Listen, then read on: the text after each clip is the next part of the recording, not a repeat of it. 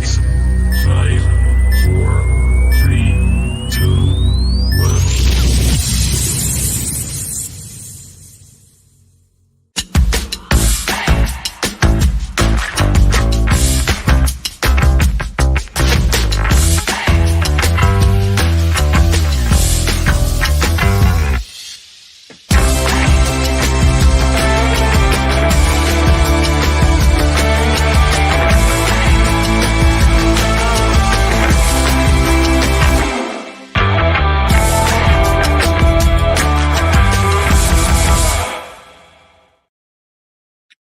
Hello everyone, welcome back to Through Black and White Eyes. Thanks for joining tonight because we've got a great show lined up. We're very privileged to have Luke Edwards to come on and talk to us about being a journalist, and then hopefully as the show gets in, we'll ask him some difficult questions on Newcastle United, which I'm sure there's a few of you who want to get some answers for. But the whole idea of doing this show is I love journalism. If I could write and spell and wasn't dyslexic, I probably wouldn't mind having a shot at it. But my love of journalism came from a show, American show called The Newsroom. I just thought it was brilliant. So I want to see if there's any correlation between an actual TV show and actually being a journalist. I know there's an anchor man in there, but, you know, Luke's done a lot of stuff, so it's going to be very, very interesting. And we've also got Superfan Dan in the background as well to try and jog Luke's memory on a particular piece in the newspaper that he may have been involved in. It would be very interesting if he was.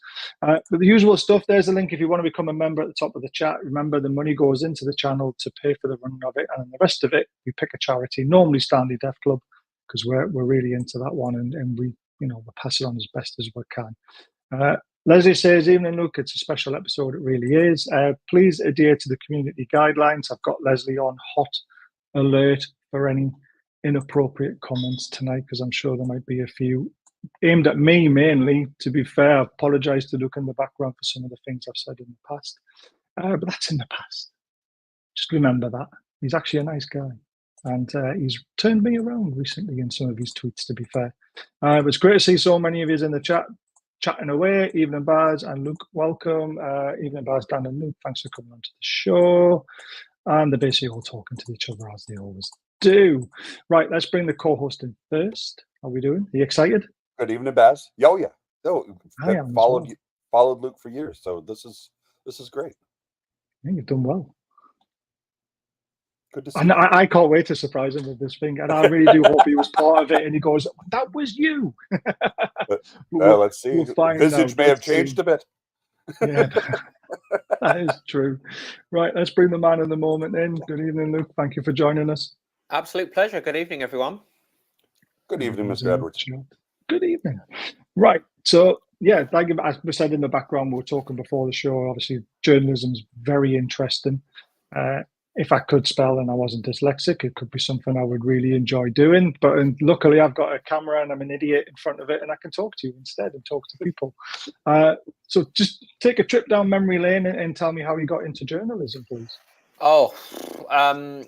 I think as soon as I realised I wasn't going to be good enough to play football professionally or even semi-professionally, I mean, I absolutely adored football as a child, as everybody I think who follows me on social media knows. I was a Leyton Orient fan from a family of Leyton Orient fans, and so I kind of grew up watching Orient. And there's a very vivid childhood memory I have of there were lights on at the back of the stand at Brisbane Road, and I'd seen them there at every game. We used to stand behind the goal, and I said to my dad, what's that at the back there? Why are there lights on at the back there? And he said, oh, that's where the journalists sit. And I was like, journalists? What's that? And he went, right, somebody who writes about football. And I think I would have only have been, God, the fencing was still up behind the goal. So it must have been mid to late 80s. So I would have probably been, 6, 7, something like that, maybe 8. And it was a kind of light bulb went off in my head, and I was good at English at school. I was gobby, nosy. Like to know what all good traits. All the good traits, yeah. And then I think I was going to be an actor. Actually, God, this is like times. What I kind of think is, this is confession hour now. Yeah, I wanted to be an actor. So all through my sort of teens, I acted, and I did drama at GCSE. I did theatre studies at A level. And I did I kind of got to 18, and my gran said to me, and I love my gran, she said, I told her I wanted to be an actor, and we were living with her at the time because we were about to move to Sheffield. So we'd sold our house and living with my gran. And she said, oh, no, you need to get a proper job. So that's another conversation that kind of stuck out in my mind. And I kind of hated the people that I did this course with, this theatre studies course in Sheffield, where I did my A-levels. And I just went off the idea, and I went to university, and I decided I could do two things. I could work for the student newspaper, or I could join the Amateur Dramatic Society. And I went for the student newspaper, and I gave up acting. I didn't act at all after that from 18 onwards. And from there, it was just everything I wanted to do. I tell people I turned my hobby into a job, and I did. I lost my hobby, but I turned my hobby into the job, and I've loved it. I've always loved it. So all through university, I was doing work experience on the Journal, when the Journal was a proper local newspaper, and they took me on straight from university when I was obviously at Newcastle University. Fell in love with the city. Came to Newcastle University, I think largely because of that Keegan era, kind of, it for a national audience. I think so. The southerner like me, Newcastle kind of took on this slightly emotive, romantic notion of this football mad city. And I'd been coming to Newcastle. My mum's best friend lived in Newcastle when we were growing up, so we used to come up on the train. So it's a city I had a kind of vague connection with. It was 2 hours away from Sheffield, and all the universities I looked at were basically 2 hours away from Sheffield. And I came up here, and that was really, there were two things. It was the Keegan football team. Yeah. And if you remember the survey, the poll where it was voted, was it like 7th best party city in the world or something like that? Yeah. 18, like choice of university. It was either Liverpool or Newcastle. Those were the two. Right. And I chose Newcastle, and fell in love with the city in those 3 years. And then obviously got the job on the Journal. I was very, very fortunate to get basically taken on straight from university. I lived in Australia for a year, just shy of a year, and came back. And I meant to leave. If I'm honest, I meant to leave. I was going to go back down to London. You can never leave. Well, all the media's in London, isn't it? So I started in the media. Then I thought, to get onto a national newspaper, I'd have to go down to London. And then it's a bit of a romantic story. I was out on a night out in Newcastle, and I met a girl. As you do. And you got ball and chained. Yeah, I got ball and chained. Yeah, well, I got offered a job on the Mirror, actually. I think we met in the August, and you could still smoke. This is how long ago it was. You could still smoke in hotel rooms. And I got this job and offered the job on the Mirror. Went down, because they're owned by the same company as the Chronicle and Journal. So I went down to London, I think for 4 or 5 days in the Mirror office. And it was like everything I'd wanted, really. I didn't necessarily want to work for a tabloid, but I just met this woman in the August. And I lay on the bed in my hotel room smoking. And I thought, I would rather turn this. I don't want to give that up, that woman, that I want to see where that goes more than I want to do this job. And we are now married and have 2 children. So fair enough. A little bit of romance. So I've probably gone on a bit of a tangent there, a long-winded story, but that is how I got to where I am now, sort of. Wow. That's fantastic. Yeah. Shows the human side, which is what we want. Indeed. I mean, I've been ball and chained. I'm stuck in York for the last 10 years. So nice place, York. It is. It's lovely, but it's not Newcastle. It's not Newcastle. No. Well, I've got very defensive of Newcastle. So my mum and dad have moved up here. They live in Whitley Bay. So they moved up. Where I'm from. 2018. Yeah. So they came up just before the pandemic, which was, again, because my mum had her friend up here for a long time. It wasn't just me, but she knew the city, and they wanted to be near one of their 2 sons. But I'm very defensive. I'm not. I know I get stick for this, but I'm defensive of the whole of the Northeast. Actually, it's not just Newcastle. I'm also defensive of Sunderland and Northumberland and Durham. So my friends sort of down south call me a plastic Geordie now, because I get on my high horse about defending the whole of the Northeast and the people and the city. I mean, for me, Newcastle is very much home. It always will be now. But yeah, I get very protective of it with a national audience. Yeah, I like that. Well, I'm from Whitley Bay, so I know what Whitley Bay is like, right on the coast. It's lovely. It's Cold in changed the a lot. winter. It's changed a lot. Nice. It's changed a lot from when I first moved up here. But Well, yeah, it's very nice now. I got it in its heyday. I mean, I was born in '81, so Whitley Bay was booming round about when I was 16 till I was about 27. Mm-hmm. So I had a good 10 years of the party life on my doorstep. It was Yeah. very good. Enjoyed it a lot. Bit too much sometimes, I think. Yes, well, don't we all? Don't we all? Yeah. At least someone does. Thank you. Yeah, someone's got to stick up for us because let's face it, we get a lot of stick. Well, Newcastle's a great party seat as well. Don't get me wrong. I shouldn't brush over the fact that the whole reason I came here for university, it didn't disappoint. I mean, anyone who knows their clubbing history of Newcastle, if you ever went to Shindig in the late 90s and early noughties, you would have seen me there. Dashing, young, good-looking young man I was. Full head of blonde hair, bushy blonde hair, smile that could light up a room. I love it. You know, I remember that guy. Yeah, now look at me. Did you ever work for the Pink?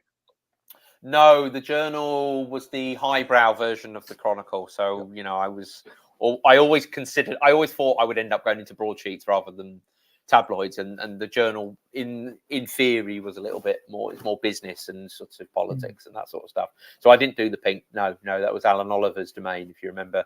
I remember Alan Oliver. Yeah.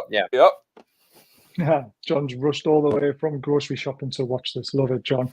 You might have heard of John. He's one of the other half of Dan from America who fly over for the games. I've certainly know the name. Yeah. He's you may have if you've met him, you have his business card in your wallet. You will have, yeah. Without a shadow of a doubt.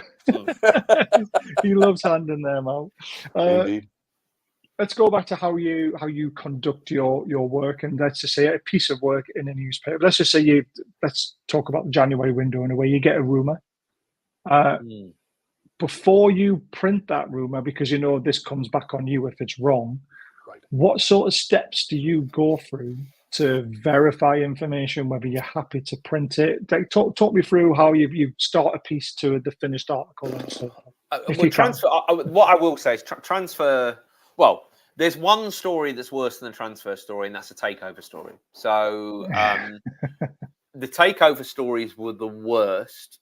The Ashley, as bad, you know, I don't want sympathy, but the Ashley years were terrible for everybody associated, media-wise, supporters. But the amount of takeover stories were the worst because it was full of, I can swear, can't I? Yes, of course you can, yeah. It was just full of complete and utter bullshitters and people claiming all sorts. And that went on for the best part, well, more than a decade, actually. So they were the worst. And even the Newcastle takeover, if you remember, I said it wasn't going to happen midway through the 2-year saga. But it was full of, do you remember the no red flags? Do you remember there was a lot of briefing, a lot of it inaccurate briefing. I mean, I knew the takeover couldn't happen until the piracy issue was resolved. So I was always very secure in my position, but I digress. That was their worst. Takeover stories were worse because they were just full of liars and the wall of silence you got from Newcastle. Transfer stories are very, very difficult.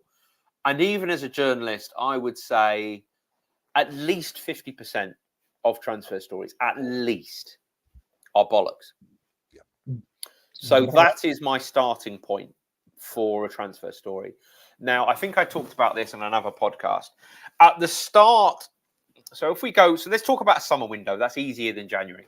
So it's where I look at it is in April, May, I'm trying to get names on the shortlist because that is when the shortlist is drawn up.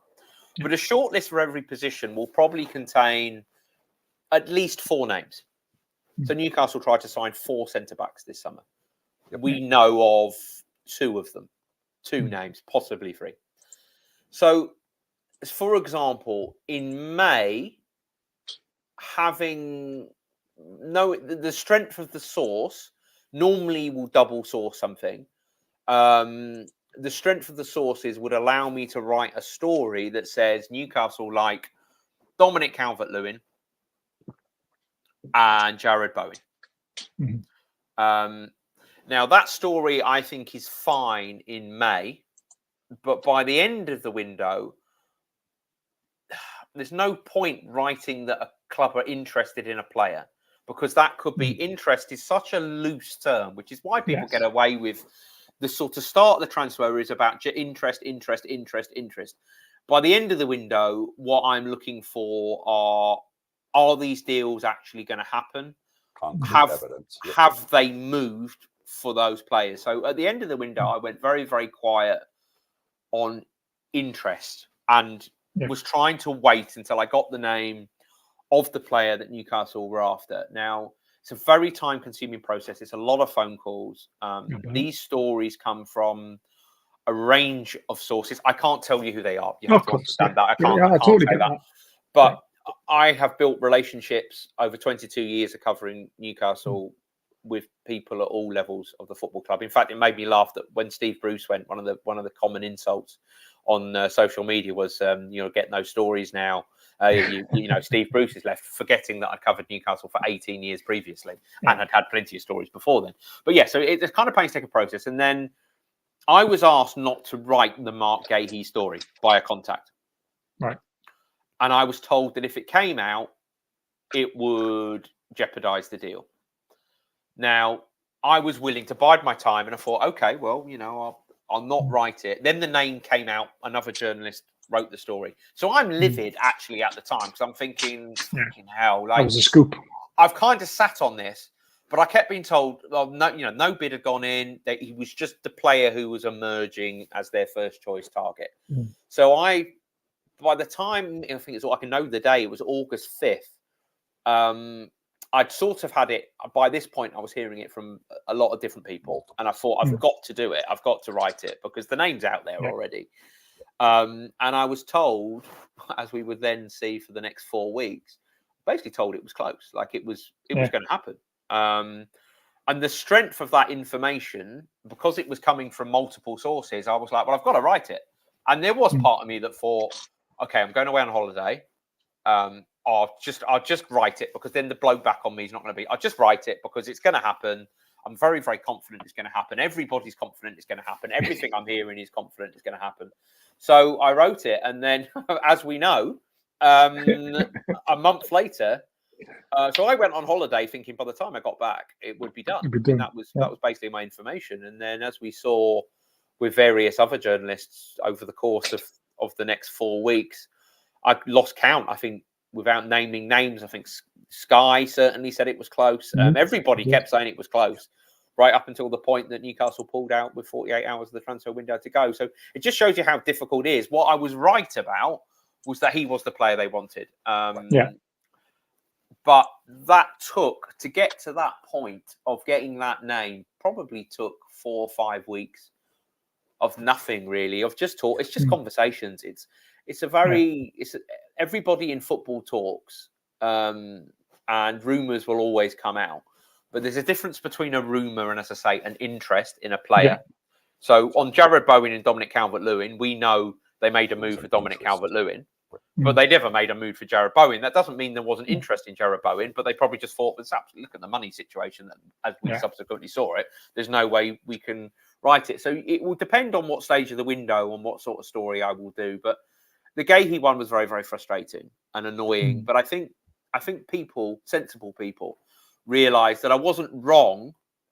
I was reporting what I'd been told by people who thought they knew what was going to happen, which is why for 4 weeks, everybody kept subsequently saying the same thing. I think people were saying at the start of the week, weren't they, last week, that it was going to happen.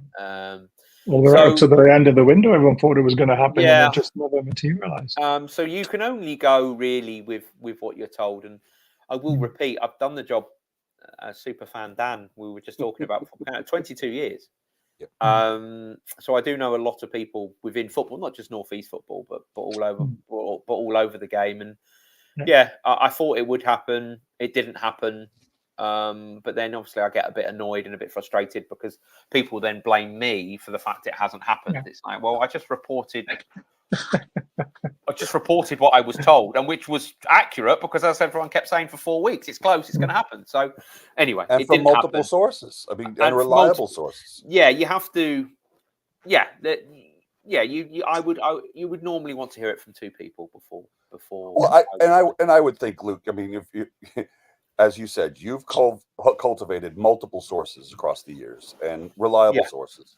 You would think that if you heard it once, and reported it, shame on you. If you heard it twice, you know how that saying goes. Yeah. You hear it enough times, and you hear it from enough people with enough credibility in the game. You're sitting there going, well, then it's going to happen. And as you said, and I've got to had to write it. Yep. Yeah, and you get to the point where you sit on something for so long, and you just think, well, I've got to write it because that's my job fundamentally. Yep. My job is to write what I hear and try and keep people informed. So, but transfers they're very, very murky. I don't want to throw shade on any particular part of the football industry, but there's a lot of people putting information out there that isn't necessarily strictly true, and you have to filter through that, and you have to have a filter. Yeah. But I think all the great sort of transfer journalists out there, probably David Ornstein at The Athletic, if you spoke to him, he would tell you exactly the same thing. He always double sources a story. Yeah. So he'll hear something and then he'll go and get it confirmed from somewhere else. And but even his hit ratio won't be 100%. No one's is going to be 100%. Nobody gets everything right. But I mean, he's probably the best out there, along with perhaps Matt Law at the Telegraph and Sami Mokbel at the Mail is very good as well. And he was doing a lot of the Gahey stuff, if you remember, towards the end of the window. So, but it's hard. It's very hard to filter through what's right and what's not, because the transfer window has become an industry in its own right. Sure. Yep. Yeah, it's probably, if I'm honest, my least favourite part of the job. But it is dying of death, isn't it? If you think about it, I mean, January windows died of death because of PSR. It's changing because of PSR for sure. I tell you what was interesting this year. There weren't many loans, were there? Now, I was talking about this to somebody. So PSR makes loans the worst type of deal you can do, because if you're paying a 11 million pound loan fee for somebody, it's dead money. You can't spread it over the contract. You're literally paying £9 million off your PSR limit that month. Yeah. So there weren't a lot of those, were there? And even when Raheem Sterling, when he went from Chelsea to Arsenal right at the end of the window, they didn't pay a loan fee for him. Right. Which I think is remarkable. I mean, that used to be a real money spinner for some clubs, wasn't it? Loaning players out and getting £5-6 million in for them and more. I mean, João Felix, I think, was it 13 million Chelsea paid to loan João Felix for 6 months? So plus wages. It is plus wages, and it is changing. It is changing, and this was the PSR window really. And January was finished. I mean, last January there was nothing done at all, was there? That was all PSR linked. It is changing. I think the football authorities, because the transfer window is such a big part of the drama and the entertainment, rightly or wrongly, I think there will be people who are very, very worried by the fact that clubs now are not trading. There isn't the same drama. You've got top clubs not wanting to deal with each other because they don't want to help each other out with PSR. And then this awful market that we've now created where academy players are being created not to play for the club, but to be sold to in order to make up the numbers. So I think we are going to see a change in the rule. I think there will have to be some sort of change. Again, we digress, but there will. Sorry, go on. No. But you're right, Luke. I mean, it's losing its gloss. The whole story. I mean, every transfer window, as you say, it may be your least favorite, but it's supposedly the most exciting, because all your teams, all over in every league, are changing fundamentally, and you're sitting there looking at it in real time, and half of it's bullshit and half of it's truth, and the excitement is trying to figure out which is it. PSR has killed it. PSR has killed it because you're. It's our equivalent of the American draft system, isn't it? Like, how exciting the NFL draft is. And, I'm a New York Jets fan. Again, I have a habit of supporting bang average teams who never win anything. But yes, it is like our draft system, the summer window, when there's something fundamentally wrong. And I know Gary Neville has said this, and I'm pleased he has, but there's something fundamentally wrong with the PSR system, in that people can now see that it's really helping the richest clubs basically keep their finger on pulled up the drawbridge behind them and are stopping. It's not a Newcastle thing. I have this argument with people all the time. Villa, Brighton, Villa, Brighton, West Ham have got, they've got ambition. Those clubs who are mid-table Premier League clubs can't bridge the gap with the top six. And if you look at the spending, I know net spending, Liverpool fans, net spend champions as they always are. But they haven't done a lot. But Man City haven't done a lot because they traded with a sister club and then sold loads of academy players. Right.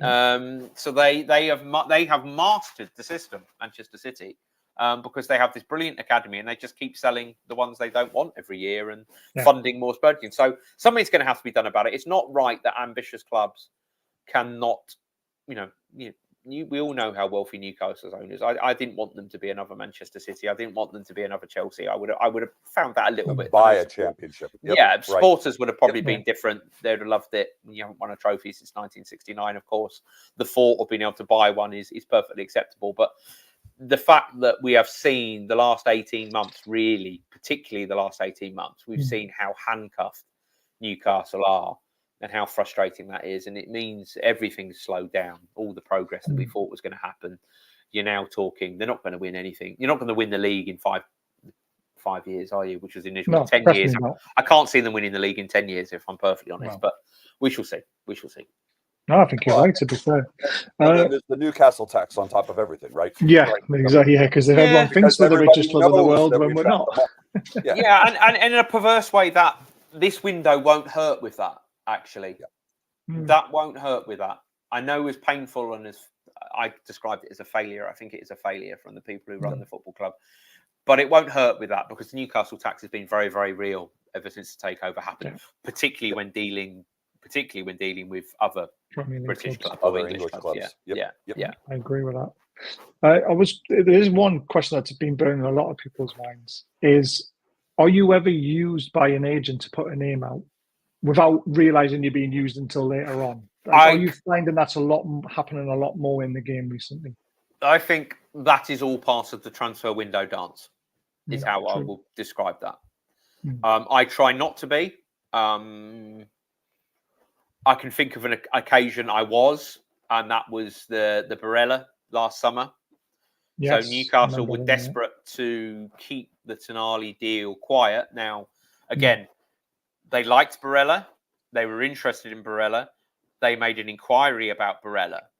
But by the time I was given that name, which was accurate, and again, everybody reported it, club sources were confirming it, they were using Barella as a smokescreen to sign Tonali because they were so desperate to keep the Tonali deal secret because they were so paranoid that if it came out that they were going to get Tonali, then another Premier League club would come in and gazump them. So they were so paranoid about that happening that I and others were effectively allowed to run with the Barella stuff when that deal was pretty much already dead. But they were quite happy to say, yeah, we want Barella because they were doing the Tonali deal. So you only have to admire the hustle. I mean, it's annoying, but I also understand it's part of it. And, agents will do that sort of thing all of the time. You've seen since the takeover, particularly since the takeover, Newcastle's name is used all the time. All the time. To players, I've got to be honest with you, some players I've never even heard of who, like you, I have to go onto Google and check who they are. They are apparently, Newcastle want them. That's been going on for the last 2 or 3 years. Newcastle's is probably the most popular name to be used to flush out interest in players. Yeah. What's okay? Dennis Wise was doing it with YouTube. Dennis, exactly. Yeah. I mean, don't talk about the Dennis Wise era. Jeez.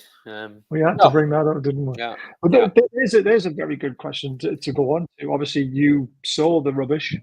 As fans, it was depressing for that dark cloud over St James Park for so long. It then got lifted.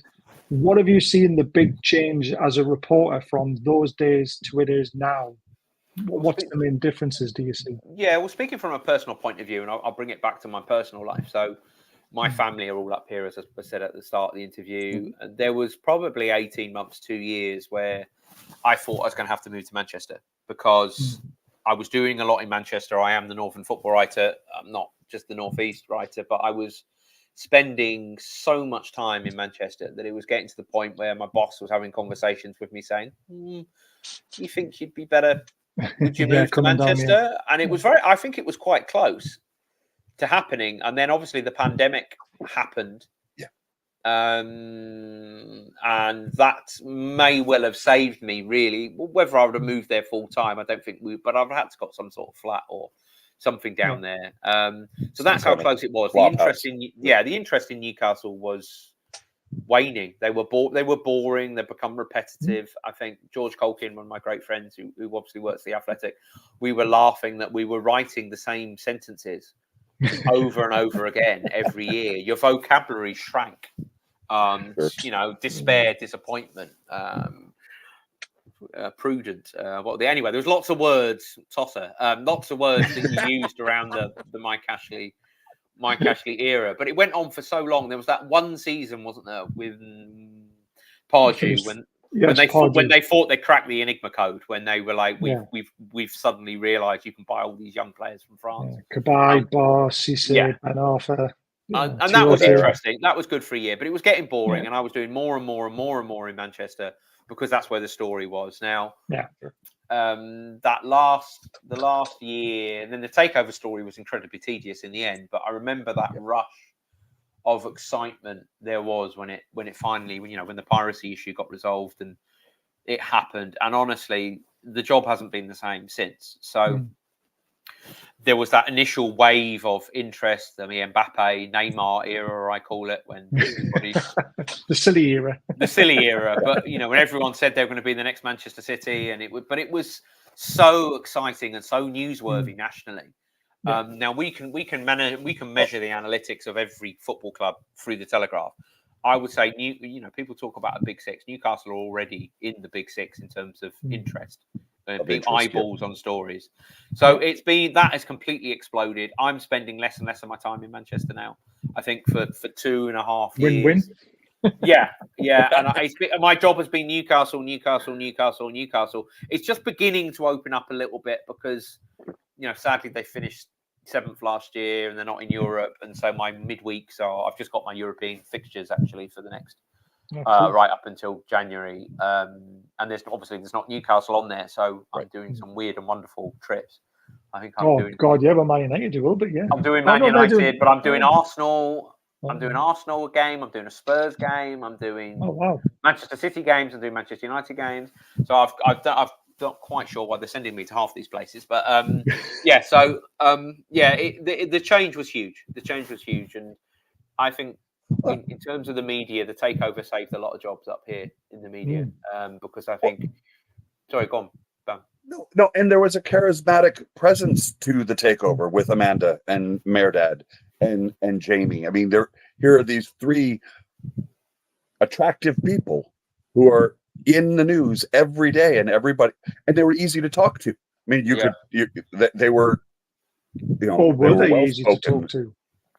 Well, that's the next question. But I think. Sorry. Oh, come. Not the. No.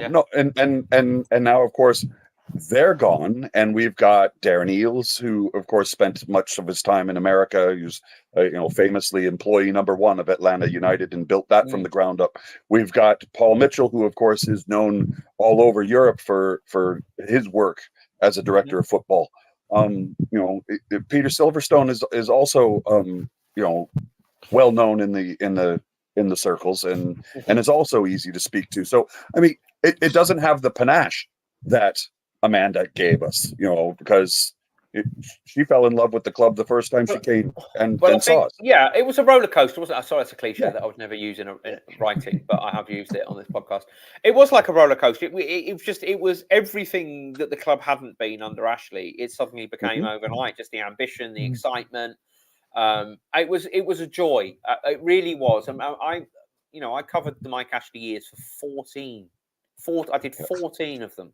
Some on the Journal, some on the Telegraph, and I found it depressing, really. And as I said, I almost had to uproot my entire family to move to Manchester because Newcastle had become this shell of a football club, a zombie football club. I think we used to call it, didn't we? Yep. And that the sort of how long has it been now? We're coming up to 3 years, aren't we? We're coming up to 3 years now. This has been everything that it wasn't And I know we've had a Yes. bit of a stall of momentum. I know there are completely valid questions to ask about what's happened this summer, but it's still a lot better than it was. And Massively. I think they fucked up this summer. Let's not sugarcoat it. They fucked up this summer, but it's the first real misstep. What I worry for is, I think January as well, though. I think it's been well, two they had, windows in a yeah, row. but they had no money in January. We know they had no money in January true. because of what happened with Minter and Anderson. They literally Yes, couldn't do anything in January. Right. So, yeah, but it's a first misstep. It's the first sort of stumble. I think it's just a reminder that nothing in football will ever progress like a straight line. They can't be Chelsea and Manchester City, and you've got to let that go. They've got a great manager. There are questions about, certain people on the board now, and that's only right. You're a big club. You're an expectant club. You've got a club that said it wants to be number one. You're going to get some criticism, and I think for the first time they've had a bit of a kicking this summer, the last couple of weeks, and rightfully so. Yeah, and it'd be fascinating to see how they respond to that. I think lessons need to be learned, but I think what they will miss with Amanda and Mirdad gone is they were very emotional people. Yes, the personality side of things, isn't it? The personal touch. Yeah, they had a personal touch. They were excitable, yes. Maybe they weren't, maybe they had served their purpose to an extent, but I think we will see the club change into a more corporate entity than it was. I think Amanda and Mirdad brought that emotion of that first 3 years. Yeah, their presence really sort of helped, I think, at the start. So we'll have to see where it ends up. But I don't think fans should be. I was angry at the end of the window. I think that came across in the article I wrote for the Daily Telegraph, as well as others. It was a failure. Let's not pretend it wasn't. But I think it is. I keep repeating, it's the first misstep. So let's see where they go from here. I agree with that. And I agree with you, Luke, that it's been missing this summer, especially with the news that they left. Last summer they did they took on the summer series, the Premier League summer series, and they were all over the United States. I drove from Philadelphia to Atlanta to New Jersey and followed them because I'm in California, but if Newcastle come to these shores, I'm not going to miss it. So I remember we were in Kavanaugh's pub in Philadelphia for their fan fest, and it was packed to the gills. It was all the people were up front and everything. I was standing at the back wall with a mate of mine from San Diego, but a native Geordie. But we were standing back there, and all of a sudden, Richard points across me, and I turn to my right, and Mirdad's standing right next to me. Yeah, yeah. They were like that. Get you a beer. Yeah, get you a beer, and he just shook his Starbucks and said no. And then we saw them 2 days later at 9:00 in the morning in 90-degree heat in Atlanta, and I got a selfie. We got a selfie in Philadelphia with Mirdad. Then we got a selfie with Amanda, and Amanda's bodyguard, big hulking man with the big beard. Well. He said, "How many selfies have you got with Mirdad?" I said, 1. And he says, "How many do you have with?" I said, "No, 2." And he said, "Great, because Amanda and Mirdad have a competition on who gets the most selfies in one day. So while you're here, make sure you get as many as you get." It was brilliant. And like I said earlier, it was, it's the human element. And they were both so approachable and very kind. And Darren was as well. Darren was terrific to us in Philadelphia. So of course, when he goes back to Atlanta, he's going to be swamped simply because of who he was down there. So I think we're missing that now. And as you said, we watched over the summer Newcastle take on that more corporate presence. And it is more corporate, yes, a bit colder. But let's just see. They've had their kicking, they've made the mistake. But look, the window's gone now, and I think we have to listen to the manager as well. The manager called for unity, which is classy actually, and it was kind of Bobby Robson-ish actually, because imagine if Rafa Benitez had been manager when that window shut. Imagine if Jose Mourinho had been manager. Imagine if lots of managers had been there. They would have gone into self-preservation mode. They would have thrown all the blame upstairs. But Eddie Howe didn't. And I think that is a measure of the type of man he is. But it was that message of unity. And I know we're all angry. But as I said in the press conference, I don't know if you saw it, I actually said to Eddie Howe, seasons aren't won or lost in the transfer window.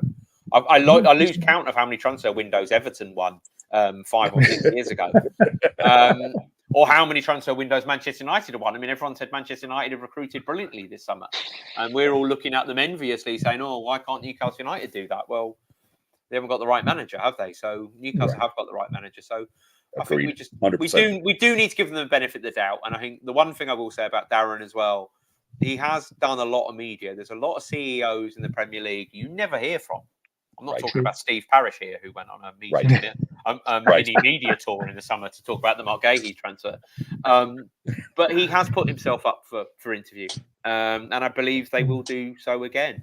So let's just see where we go. It's disappointing, but we do have to remember where we've come from as a media, as a journalist, what I was doing 3 or 4 years ago and what I'm doing now. So, I still think we can have some optimism about the future for sure. Brilliant. I'm surprised Paris didn't have one of those tour buses for his interviews, to be fair, go and celebrate in that. He did do a lot of interviews, That raised some eyebrows at the Newcastle end, I have to say.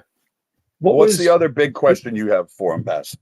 The one that is on the top of everybody's desire. Not coming to them. What is your favourite story, though? Was it how's the bacon? Oh, sorry, it had to be said, didn't it? But what is your favourite funny story that you've covered Newcastle with? That's put me on the spot. I don't know. Funny story. It's got to be a good one somewhere. There's most I can't say for legal reasons. Cabai not making it to the US in 2011 because of a dental issue. I'm struggling for funny stories, actually. Okay, the funny story, which I also found awful. What a story that left me. This is recency of memory, but that left me utterly flabbergasted was the Sunderland bar being decorated.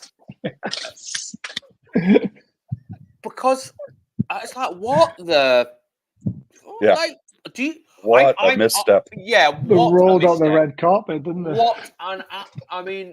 I totally understood Sunderland fans' fury. This isn't me. I know people would. We like did. This isn't me. This isn't me mocking Sunderland, by the way. That was just a what the hell were you thinking moment. Do you have any understanding of what the North East rivalry is, or what Sunderland Football Club is, and what Newcastle United Football Club? Right. The history, the level of vitriol that the fans have for each other, despite the fact that you're a lot more similar than you realise. For someone like myself who comes from the outside, that was truly astounding. Bonkers, wasn't it? I'll quickly go through the stuff that we don't really like to do because it spoils the show a little bit, but we've got to do it. Hit the subscribe button if you're enjoying it. Hit the thumbs up button. Don't forget you can become a member. Links at the top of the chat. Don't forget about our amazing sponsors, Diet Crow. They do amazing t-shirts. Link is in the description. 20% off for everyone. Football prizes, amazing as well. Not often you see a double-signed shirt framed. Amazing stuff. Link is in the description as well. And we've got a live in-person show on the 16th of January. I've got an updated version of this. Time and price will be organised, and a special guest is also coming as well. Fingers crossed. We're just waiting for a yes or no answer from him. Fingers crossed. Right, let's see if we can jog Luke's memory now. I think we're a little bit past that time, but this is Dan's favorite moment as a Newcastle fan and as a human being and as a person, and it was written in all the local newspapers. I don't know if you can remember this, Luke, or not. No. March 28th, 2002. Our wedding was on the 16th. We flew over to London. We arrived in Newcastle on the 25th for the Good Friday match against Everton. Is that you? Is that you in the top one? That's him. That's all of him. Yeah. So the top left one. Bloody hell. So basically, the top picture is when they were at the game in 2002, and then they found the exact same seats to sit in last year. Well, that's lovely, isn't it? 22 years plus 1 day separation between those two pictures. And then you can't zoom in, but the bride and tune photo Luke, the publication is The Sun, and that's page 3. Oh, okay. So I tell, yeah, so I can see why you've clipped a bit of that out. Then. Yeah. I tell all of my friends that I married a page 3 girl. Yeah, well, that's very true. Well, that's a remarkable story. It's very heartwarming. Do you have the other one? Baz?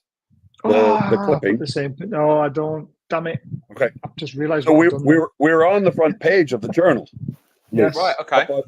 Right next to the masthead, and it said, "Why have the Devlins traveled 5,500 miles for a honeytoon?" Okay. No, you sure you didn't write that? No, that wouldn't have been one of mine. No. It's ringing a vague bell, but yeah. It started with a pint in the strawberry. I was showing my wife the strawberry because I had been there 2 summers before. Okay. And a gentleman was at the bar yelling at his laptop. He had just come back from covering some decathlon or something in Atlanta, but he was having trouble getting connected to the internet, and I offered to help him because I am an IT specialist. And he said, "Where are you from?" I said, "California." He says, "Why are you here?" I said, "I'm on my honeymoon." And he was like, "That's a cracking story." And they pulled out his cell phone and turned his back on me. And I was like, "Okay." So we got ready to leave the strawberry, and all of a sudden he calls out and says, "Can he get me a bottle?" Because he's got the journal coming down to interview me and my missus. Wow.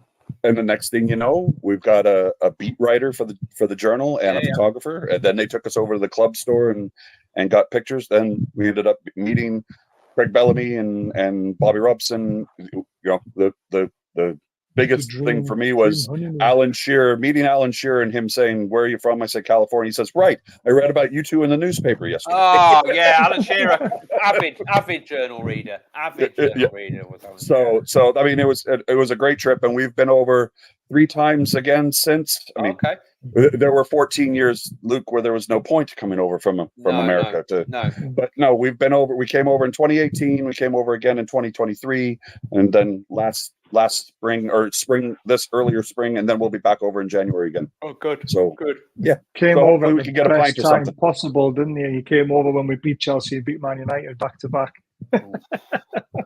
The perfect games to go to. Yeah. There was a question in the chat which I've photographed because it's right at the very top. I want to come back to it. It's a very good question. Given how opinionated social media can be, how does Luke detach himself from nasty negative comments where he just blocks me? That's probably the way to do it. I've never blocked you. I don't know where you've got that idea from. I've never blocked you. I know you didn't. You called me all sorts of names. Anyway, don't worry about it. Terrible. We live and learn. Yeah, we do. We definitely do. Especially with a family protect and your own journalistic reputation. Yeah. So how responding to them is very difficult, being you're in the public eye, I suppose. When I was young, you have to have a thick skin to be a journalist anyway. I can remember, again, going right back to my early days at the Journal, or even when I wanted to be a journalist, people would say, you have to have a thick skin. Now, there's something you have to do as a journalist. I don't think you have to do it anymore. I think this is very much something that belongs of its time. And it's called a death knock. Is how it used to be known in the industry. And as a young reporter, a news reporter, you would be sent out. So, for example, there'd been a motorcycle fatality on the A1, and you would have to go out to try and interview the relatives of that person. Yeah.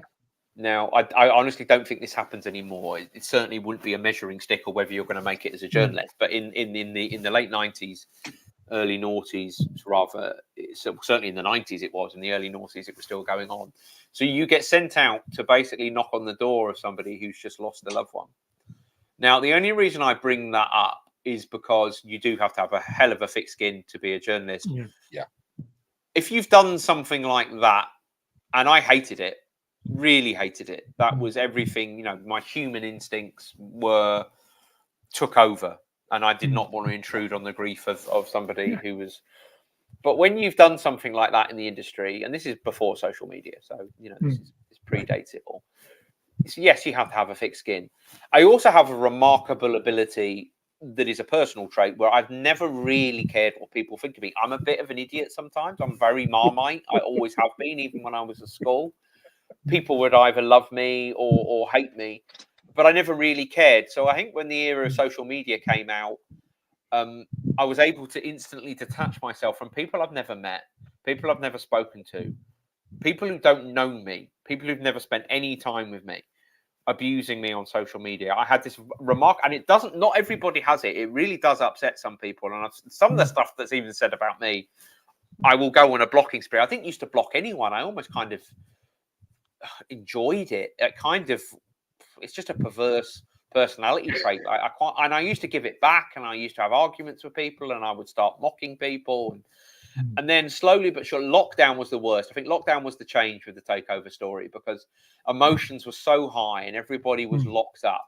And I would actually get my phone out in the evening, and then that would be like an hour-long thing going through people abusing me on Twitter and having arguments with them just because it was something to do. Right. And then, so it never really upset me, but some of the stuff is beyond the pale. I mean, my wife has had comments about her. And you will not find my wife on Twitter. She's not on it, but people have said stuff.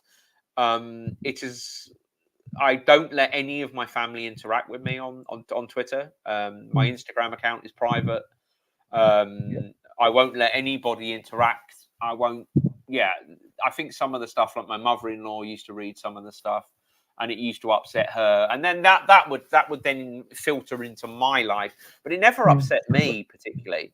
And I've just got to a stage now in life where I'm a little bit more mature, Baz, like we were talking about earlier. I'm a little bit more mature.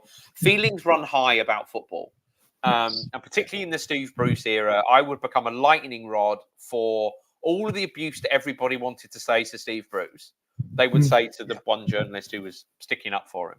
When the takeover didn't happen, the one journalist who was telling them the takeover is not going to happen, not because of anything other than the piracy, but I knew that.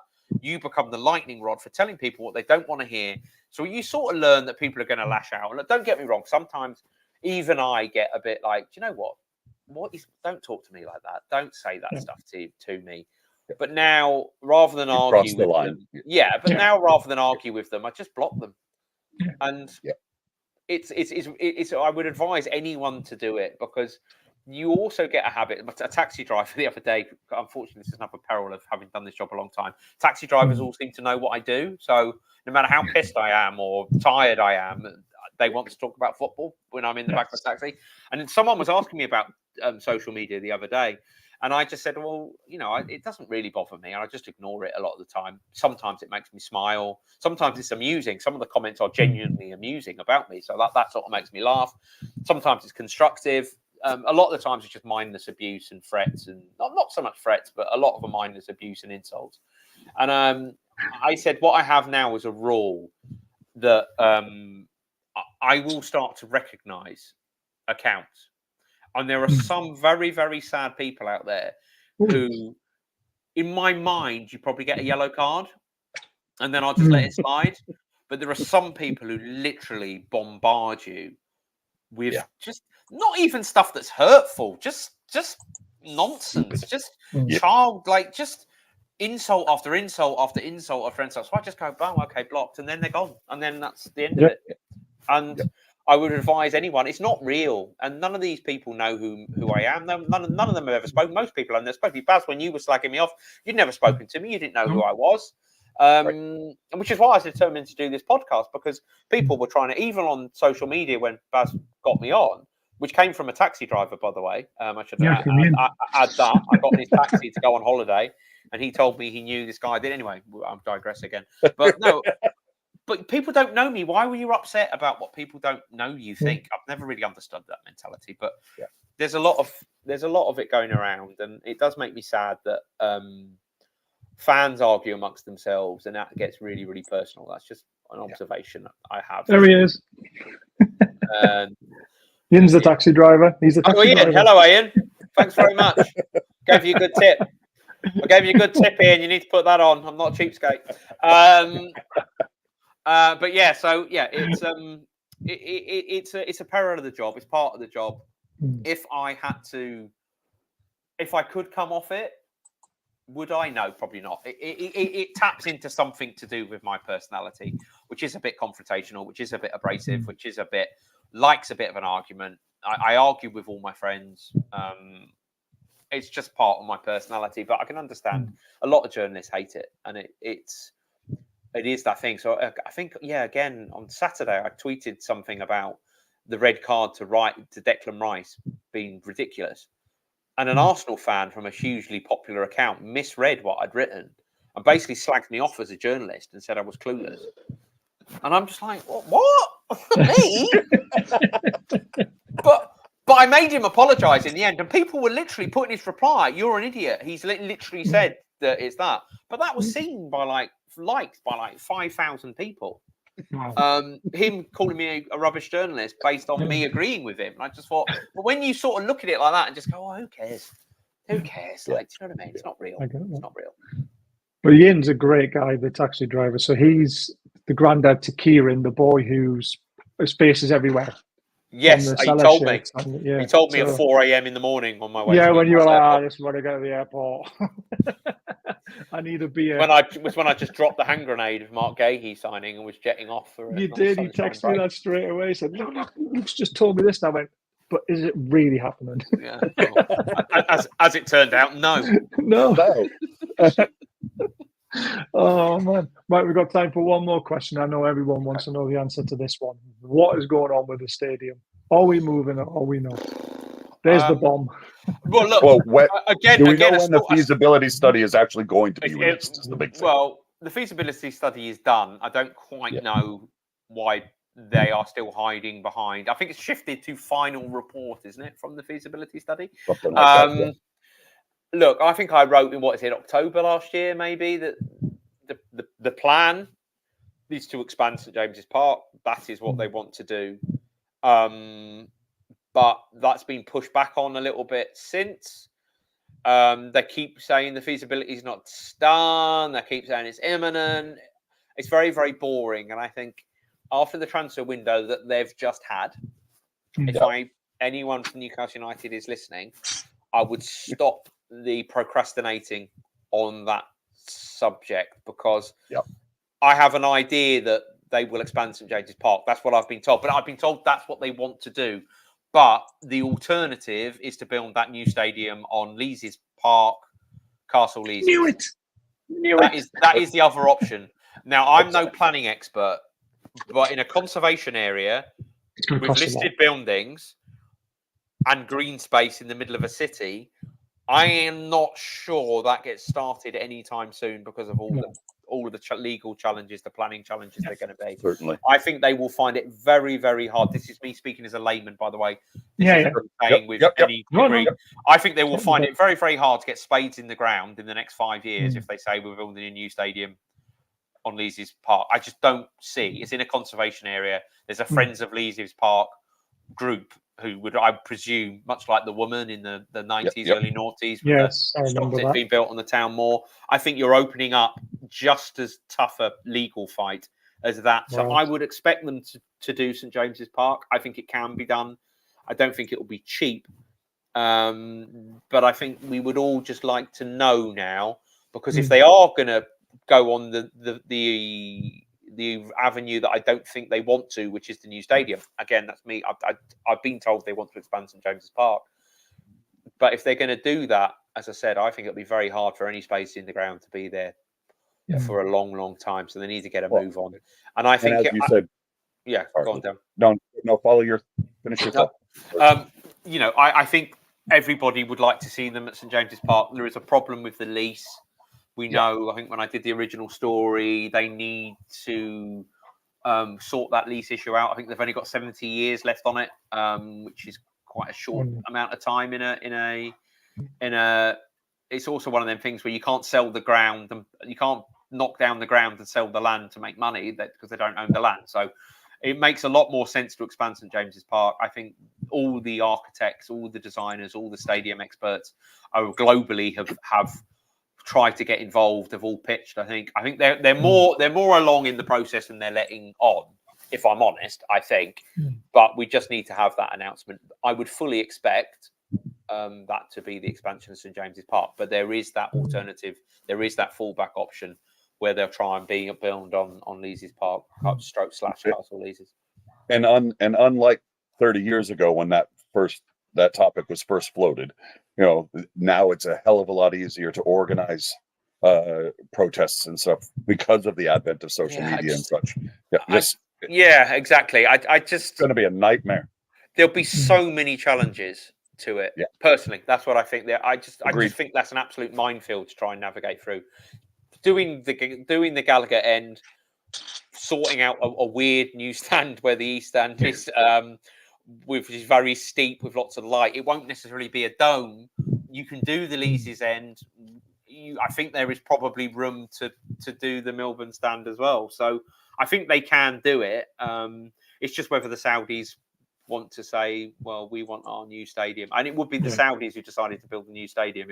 I don't think it would be any of the UK based elements. I think they would all want to expand St James's Park, but the Saudis might just say, we want a big shining beacon new stadium. To hell with UK planning laws. I would suggest good luck with that, because I think that's going to take a long time if they go down that route. See, my idea was always build it on Lees's Park, knock down St James's Park, and make that into a brand new shiny Lees's Park. It's possible, but it's possible. Yes, I'm not saying you can't do that, but I think you've got enough money to do it. But I think people would still have a problem with that. Even changing the existing St James's Park into more green space, because you'd have to tit for tat, kind of, you know, in order to get the Lees's Park thing. That will take decades. It's look, I'm not saying they're definitely not going to build a new stadium, because, as I say, if the Saudis decide they want to build a new stadium, that is what's going to happen. Yeah. They don't have the same attachment to the traditions and the history of Newcastle. They might want to build, the Wembley of the North. They might want 80,000 brand new, best facilities in the country, and to hell with where they put it. If that park's been there for 100 years, if it's conservative, don't care. We want to put the new stadium there. They might go down that route still. That might be why there's a delay. But I think the more logical, more straightforward and speedier option is to expand St James's Park, and then over the next sort of 5-10 years completely rebuild the Lees's end, rebuild the main stand, do the east stand. You can do the Gallagher end, I think, before the Euros in 2028. I think you can probably get that done. Is it 2028? Yes, it will be 2028. They've got it. They can do that if you see the speed with which the new stands have been built at Anfield. So they could do that. So let's wait and see. But I think if they are in need of proving after this transfer window that the infrastructure projects that they promised are real, we need to see that now. Yeah. Someone had to say it. Wembley of the North, isn't that Man United? Well, yeah, but I think the difference is we're trying to get Saudi Arabia to pay for it, and not the government, and not the taxpayers of the UK. I absolutely love it. Well, thank you so much for coming. Look, loads of people have really enjoyed the show, saying please come back on. You're welcome. To you. Obviously, like I say, I apologise for everything I've said in the past, because I was a keyboard warrior then, and I've learned my lesson. Oh, it doesn't matter, honestly. It doesn't. It hasn't upset me. It made me laugh that people were trying to highlight that to try and stop me coming on the podcast. And I knew it would happen, because I remember when I asked you to come on, and you said yes, and I said in the group, I said, Luke's coming on, this is great, this, and they all went, what about all your old messages? I went, don't worry. I went, no, wait a minute, someone will bring it up, because I've got a load of trolls as well, and that's just what they do best. Water under the bridge. Water under the bridge, and like I say, it was a stupid time when Bruce was in charge, and you were a target. I upset everybody then, so don't worry about it. So it's fine. You did. Luke, it's been an absolute pleasure. Lovely to meet you. Lovely to meet you guys. Take care. I've got one more question for you very quickly before you go. Is we will be doing a charity football match next summer, and we would like you involved. Yes. Okay. Yeah. And that'll be for the Stanley Dev Club. Yeah. It'll be at Newcastle Benfield Football Club again, where we did it this year. And it would be great if you would like to be involved. Holidays permitting. Yes. Yes, of course. Yes. Hopefully we'll catch you on a good one. Yeah. All right. Nice one. Well, thanks for joining. I appreciate it. No problem at all. Take care. All right. Cheers, Dan. Nice to meet you. Nice to meet you, Baz. Thanks, everyone. You too, man. Bye. Cheers, Luke. That was brilliant. That was brilliant. It's not. Do you know what it is? And some people have actually said it in the chat. He's not what you expect. Exactly. Yep. Yeah. Yep. And I hope he goes back and watches this and hears that, because you're absolutely right. He was a delight to speak to, and I truly appreciated the insight into how you build a story, what his background was in becoming a journalist, and I'm a sucker for grandma's advice. I mean, come on, just get a real job. You can't be an actor. So you go from an aspiring actor to being a journalist. Yeah. I mean, it's obviously a good one. Don't get me wrong. I appreciate anyone who can write and build a story and do it. I've read the newspaper before social media. And I love The Newsroom. The Newsroom was one of the best sitcoms I ever watched. I thought it was absolutely brilliantly done, and it just shows that but it does show that there's a lot of similarities to it. Even though he's been an anchor man and putting the news out live, it's all about building the rapport, building up the sources, making sure the information's right, because you've got your integrity to look after. You've got your how people look at you, like you mentioned. Because you stuck up with Bruce, he got a lot of stick, and he did. Yeah. Absolutely. And, but again, it goes back to, just like you said, that there is a human element to this, and there's sometimes where it just goes beyond the pale. It just do you have to be genuinely nasty? I mean, there's taking the piss out of someone, there's slagging someone off, and then there's just being downright nasty, and there's no reason for it. No. And you can slag somebody up. Again, the pictures of me with Merdad when we were over in spring of 2023 with the beard, with the painted beard. Someone wrote on Twitter, Superfan Dan's a pedo. Yeah, that stuff really annoys me. Seeing and I'm just sitting there going, you don't even fucking know me. Yeah, exactly. So get off. No. So again, there's the human element. Let's just be people. I've been saying now for the last year and a half, Ted Lasso was right. Yes. Roy Kent's big speech about, I understand that, people buy a ticket and they think they're entitled to say whatever they want, but they're not just footballers, they're people, and everybody's a people, and none of us know what's going on in each other's lives. So get off. So Jules is right. Some people have agendas, and it's scary. Like I say, I get a lot of it on Twitter, a lot of false stuff written about me, a lot of lies being written about me, and I think, why are you writing about things that I'm just a Newcastle fan from Newcastle, who lives in York. I'm not here to be popular. I just want to talk about football, and that's what you're doing. John does, Ian does. All we want to do is talk about football, and the things that they said about Ian as well. Do you know what I mean? And Ian's only been on the channel for a little while. It just shows you how horrible some people really are when they're behind a keyboard. And I don't really see the point in it. I had an argument with a guy today, and I just thought, what am I doing? I just blocked him. I was like, he's got 36. And Luke has some great advice right there. Every time I see one of those things, I just imagine some big slobbery guy with Cheetos in his beard, and flies buzzing around him in his little wife beater t-shirt, and he's in the dark, and all you see is the glow from his screen. And just like, that makes me feel better that, I'm not that guy. I sent him a picture of it was Jabba the Hutt. I just went, this is you in your mum's house in the bedroom, and I'm here at work earning a living down in the basement, and mom's gonna come bring you a snack because you have no friends. You have no exactly. So, but we just got to stop talking to them, let them comment, move on, block, and that's the way it is. You know what it is. Luke was brilliant, and I can't fault him. He came on, even though after people brought up all the old stuff, which, I mean, recently he has, my opinion of him's changed massively. The way he's been tweeting recently, he's got that personal side into his tweets rather than him just being, the journalist, which I think is really nice to see. And he's made me laugh a few times, and I just thought, you know what it is? I've got him wrong, and you're allowed to be wrong, aren't you? And he's, as long as you apologise, I think that's all that it needs sometimes, isn't it? That beard was epic when you were last over enough. We have so much fun with it, and again, it gets it, and it's not for clicks. It's not for it. It's just because you don't see it done often, and I do it every Saturday at our games. Here in Monterey. You know, every beard, every home game, the beard is different. Simply so because the crowd gets a kick out of it. They're all just like, "What are you doing? What are you doing?" Like I said last time, a couple games ago, I had Japanese exchange students that were in the audience that I'd gotten to know. They were over with a homestay program that we manage, and I just, perfect backdrop. I just put a big red spot in the middle of my chin because I made my beard the Japanese flag, and the kids loved it. The Japanese kids were all like, "Oh yeah, yeah." So Brilliant. I mean, it was great, and it's just a bit of fun, and that's all it's supposed to be. Exactly. So, cheers, enjoyed that. Cheers, Leslie. Appreciate that. Thank you. Well done for coming on as well. Yep. Thanks Jules for reaching brilliant.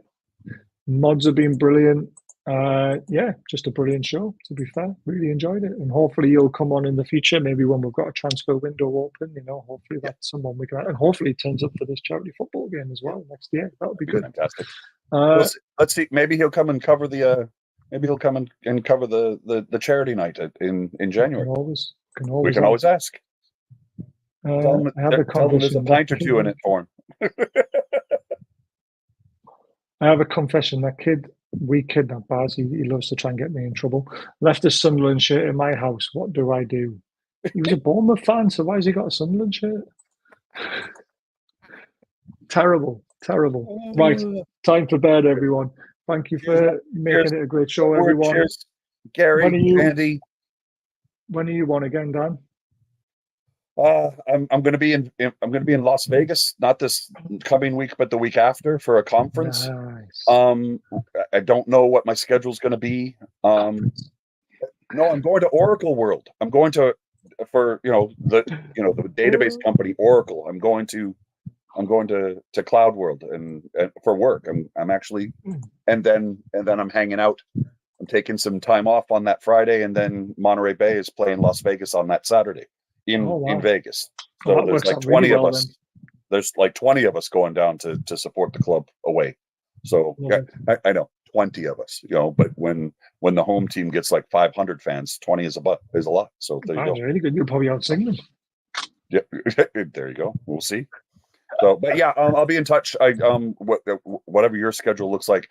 John and I are also talking. We were overdue for a barcode banter, but he was over in Newcastle for a month, and that 8-hour time difference is it gets to be a bit of a bear. It just happened to be Labor Day here, so thanks again for the invite, and that was wonderful. Brilliant. Glad you enjoyed it. I'm live tomorrow with hopefully Mike, the Brighton fan, and Martin, the Man City fan tomorrow, doing a bit of a Premier League transfer window shut show. So keep an eye out for that. I'll have it all set up by tomorrow. But until next time, everyone, thank you very much and take care. Cheers, everyone.